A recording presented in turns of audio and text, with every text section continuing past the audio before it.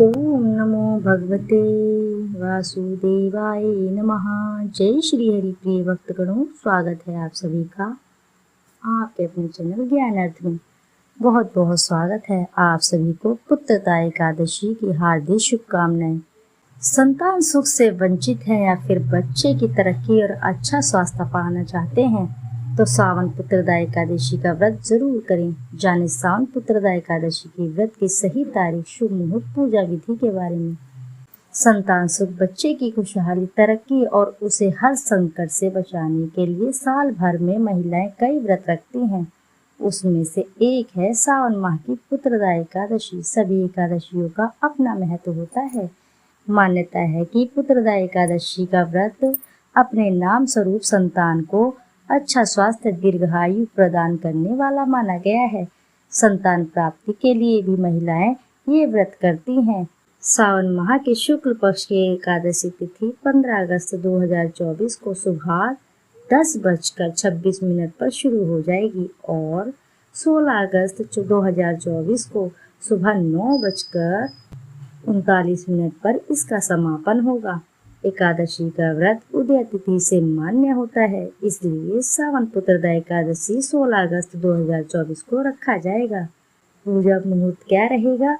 सुबह 5:51 से सुबह 10:47 तक पूजा मुहूर्त शुभ योग माना जा रहा है।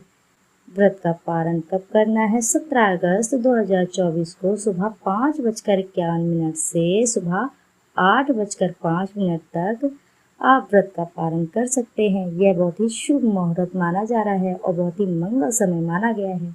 शास्त्रों के अनुसार एकादशी का व्रत सभी व्रतों में श्रेष्ठ माना गया है। जो व्यक्ति को ऐश्वर्य, संतति और स्वर्ग मोक्ष सब कुछ पाना चाहते हैं तो उसे भी यह व्रत करना चाहिए। इस दौरान जगत के पालनहार श्री हरि विष्णु की पूजा की जाती है। कहते हैं कि इनकी कृपा से सूनी गोद भी भर जाती है। यही वजह है कि सावन माह में आने वाली पुत्रदा एकादशी बहुत ही महत्वपूर्ण होती है। सावन पुत्रदा एकादशी का व्रत रखने वाले लोगों को व्रत से पूर्व दशमी के दिन सात्विक भोजन करना चाहिए। व्रती को संयत और ब्रह्मचर्य का पालन करना बिल्कुल ही अनिवार्य माना गया है। सुबह स्नान के बाद व्रत का संकल्प लेकर भगवान का ध्यान करें। गंगा, तुलसी दल, तिलकुट आदि और पंचामृत से भगवान नारायण की पूजा करें। संध्या काल में दीप दान के बाद फलाहार कर सकते हैं आप। व्रत के अगले दिन द्वादशी तिथि पर किसी जरूरतमंद व्यक्ति को भोजन कराकर दान दक्षिणा देकर विदा करें और फिर इसके बाद व्रत का पारण न करें। मान्यता है कि इस विधि से पूजा पाठ करने से संतान सुख की प्राप्ति होती है। आप रसपान करेंगे। श्रावण मास में पढ़ने वाली एकादशी की पावन पवित्र व्रत कथा, पुत्रदा एकादशी की व्रत कथा, जिसके श्रवण मात्र से साधक के सभी दुख दारिद्रता दूर हो जाती है और साथ ही जीवन से सभी कष्ट दूर हो जाते हैं। इसके रसवान से भगवान श्री हरि की कृपा से साधक के सभी दुख कलेश दूर हो जाते हैं और ऐसे साधक को मिलता है अखंड सौभाग्य, तेजस्वी पुत्र और अटल संपत्ति का वरदान। तो आइए श्रोताओं, रसपान करते हैं पुत्रदा एकादशी की व्रत कथा। महाराज युधिष्ठिर ने पूछा, हे भगवान, आपने सफला एकादशी का महात्म्य बताकर मुझ पर बड़ी कृपा की। आप कृपा करके यह बतलाइए कि पौष शुक्ल एकादशी का क्या नाम है, उसकी विधि क्या है और उसमें कौन से देवता का पूजन किया जाता है। भक्त वत्सल भगवान श्री कृष्ण बोले, हे राजन, इस एकादशी का नाम पुत्रदा एकादशी है। इसमें भी नारायण भगवान की पूजा की जाती है। इस चर और अचर संसार में पुत्रदा एकादशी के व्रत के समान दूसरा कोई व्रत नहीं है। इसके पुण्य से मनुष्य तपस्वी, विद्वान और लक्ष्मीवान होता है। इसकी मैं एक कथा कहता हूँ, सो अब तुम ध्यान लगाकर सुनो। भद्रावती नामक नगरी में सुकेतुमान नाम का एक राजा राज्य करता था। उसके कोई पुत्र नहीं था। उसकी स्त्री का नाम शैव्या था। वह निपुत्री होने के कारण सदैव चिंतित रहा करती थी। राजा के पितृ भी रो रो कर पिंड लिया करते थे और वे सोचा करते थे कि इसके बाद हमको कौन पिंड देगा। राजा को भाई बांधव और धन, हाथी, घोड़े, राजे और मंत्री, इन सब में से किसी से भी संतोष नहीं होता था। वह सदैव ही विचार करा करते थे कि मेरे मरने के बाद मुझको पिंडदान कौन करेगा। बिना पुत्र के पुत्रों और देवताओं का ऋण मैं कैसे चुका सकूंगा। जिस घर में पुत्र ना हो उस घर में सदैव अंधेरा ही रहता है, इसलिए पुत्र उत्पत्ति के लिए प्रयत्न करना चाहिए। जिस मनुष्य ने पुत्र का मुख देखा है वह धन्य है, उसको इस लोक में यश और परलोक में शांति मिलती है, अर्थात उनके दोनों लोक सुधर जाते हैं।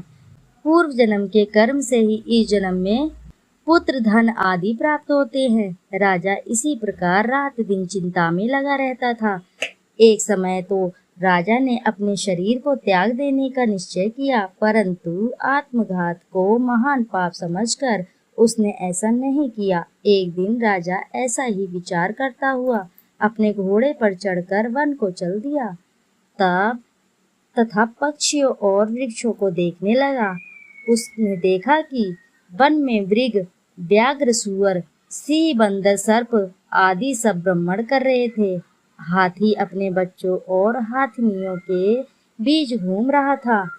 इस वन में कहीं तो गीदड़ अपने कर्कश स्वर में बोल रहे थे, कहीं उल्लू ध्वनि कर रहे थे। वन के दृश्य को देखकर राजा सोच विचार में लग गया। इसी प्रकार आधा दिन बीत गया। वह सोचने लगा कि मैंने कई यज्ञ किए, ब्राह्मणों को स्वादिष्ट भोजन से तृप्त किया है, फिर भी मुझको दुख प्राप्ति क्यों। राजा प्यास के मारे अत्यंत दुखी हो गया और पानी की तलाश में इधर उधर फिरने लगा।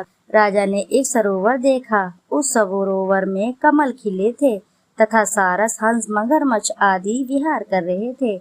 उस सरोवर के चारों तरफ मुनियों के आश्रम बने हुए थे। उसी समय राजा के दाहिने अंग फड़कने लगे।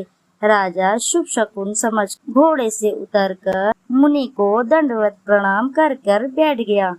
राजा को देखकर मुनि ने कहा, हे राजन, हम तुमसे अत्यंत प्रसन्न हैं, तुम्हारी क्या इच्छा है सो कहो।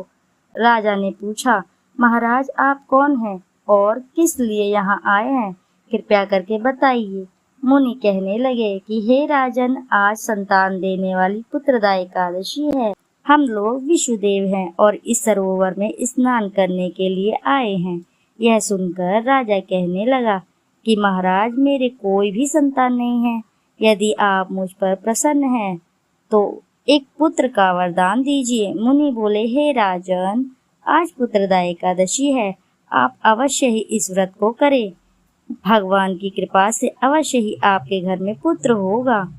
मुनि के वचनों को सुनकर राजा ने उसी दिन एकादशी का व्रत किया और द्वादशी को उसका पारण किया। इसके पश्चात मुनियों को प्रणाम करके महल में वापस आ गया। कुछ समय बीतने के बाद रानी ने गर्भ धारण किया और 9 महीने के पश्चात उनके एक पुत्र हुआ। वह राजकुमार अत्यंत शूरवीर, यशस्वी और प्रजापालक हुआ। श्री कृष्ण बोले, हे राजन, पुत्र की प्राप्ति के लिए पुत्रदा एकादशी का व्रत करना चाहिए।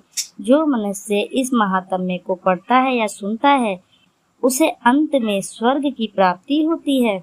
तो प्रेम से बोलो भक्तों, जय श्री हरि लक्ष्मी नारायण की जय। तो श्रोताओं, यदि कथा आपको अच्छी लगी है तो वीडियो जरूर लाइक के साथ ही चैनल को सब्सक्राइब करें और एक बार अपनी सच्ची श्रद्धा से कमेंट बॉक्स में जरूर लिखें। जय श्री हरि लक्ष्मी नारायण। फिर मिलते हैं आपसे ऐसी किसी कथा कहानी में। जब तक के लिए नमस्कार।